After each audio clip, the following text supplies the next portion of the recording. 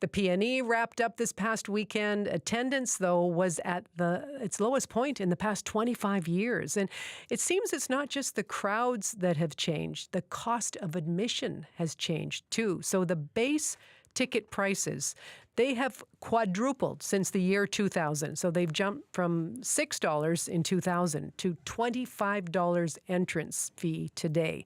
The ride passes, they range from $39 to $55 on top of that per person. So here with us in studio is someone who has seen a lot at the fair through the decades. Nick Marino is the author of the book East Side Story, Growing Up at the PNE. Nick, hello, it's good to see you. Hi, Gloria, it's good to see you again. I remember when your book was first released and we had some great conversations about your time at the PNE. What goes through your mind when you just hear that headline, this drop in number of attendees? I mean, what do you think? Well, it's disappointing to hear, but looking at the numbers through the last 10 years, it isn't a huge drop. It was in the 600,000s, I think, in the last few years. So it definitely is a drop from what it was 25 years ago. So I'm a little disappointed. When I began writing the book, I wasn't necessarily a champion of the PNE. I just wanted to write a good story. After talking to a lot of people and learning more about the PNE, I became a little bit more of on the side of the PNE and wanting it to do well. So I'm disappointed with the numbers, but I'm confident they're going to come back up. Right. What gives you that confidence? That new arch, that new amphitheatre they're building looks great, and it's beautiful, and it's going to, I think what was missing at the PNE this year is there was no real reason to go. There was no attraction that's like, oh, you got to go see this. There was all the stuff that you normally see. I went with my wife. We saw the dueling pianos. We saw the super dogs. We saw the fire show at the end of the night. We ate some food that was bad for us. But there was nothing that I would say to someone, oh, you got to go and see this. But I feel like next year when that amphitheater opens up, people are going to go for that.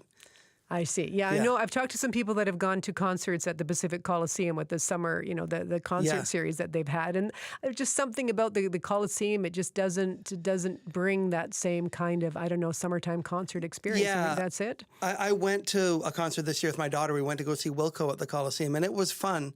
But it was more fun in a nostalgic way because I hadn't been to a concert in the Coliseum for years. I mean, in the 80s, I saw Bruce Springsteen and The Clash and Prince and David Bowie. So, I mean, it was a big deal then. Now it just feels a little bit like an afterthought of a venue.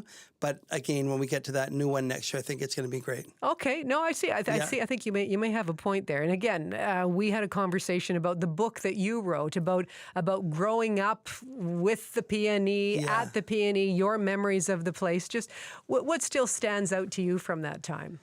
Well, I mean, there's a few different memories I have of the PNE because before I worked there, I started working there at 12 years old. But before I worked there, I went with my parents, and it was kind of a magical place.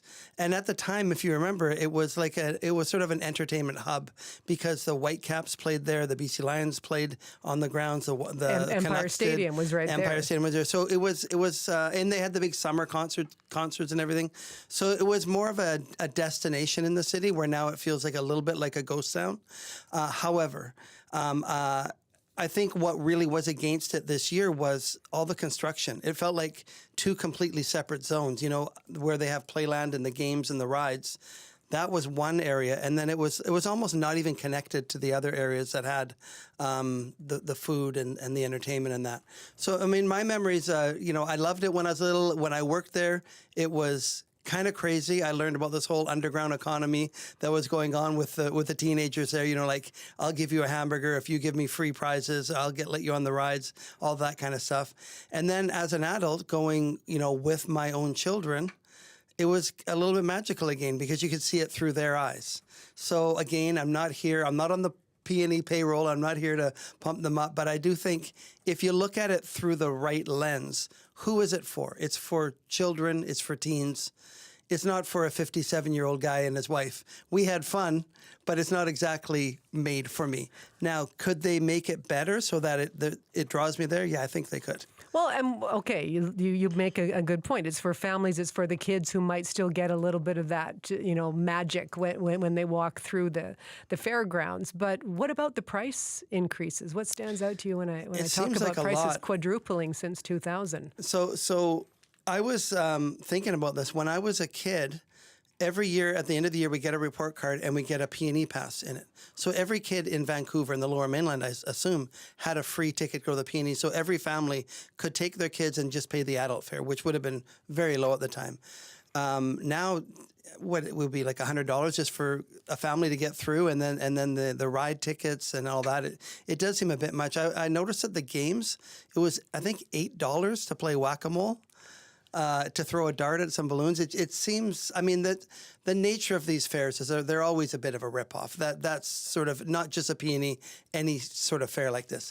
But I don't know if I'm just getting old or what, but it seems like too much to me now, some of those prices. Well, again, for a lot of people, the PNE, and for yourself, there's a lot of nostalgia, right, sure. in that. But how do you think that nostalgia stacks up against the current reality? And from what you've just described, feels like a construction zone. It feels like a transitional time for the PNE. Yeah, so I think we need to give it a little bit of a pass because of the construction going on. It's sort of like going to someone's house when they're in the middle of renovations and saying, well, it's not very nice.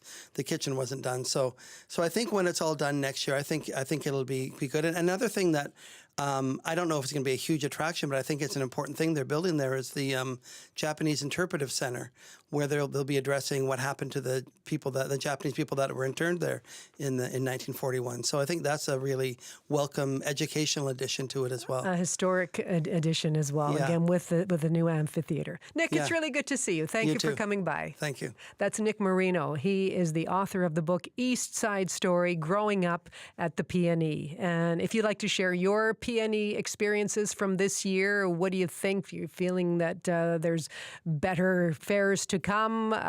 What was your overall sense of how much you paid? Did you get value for money on the coast at cbc.ca?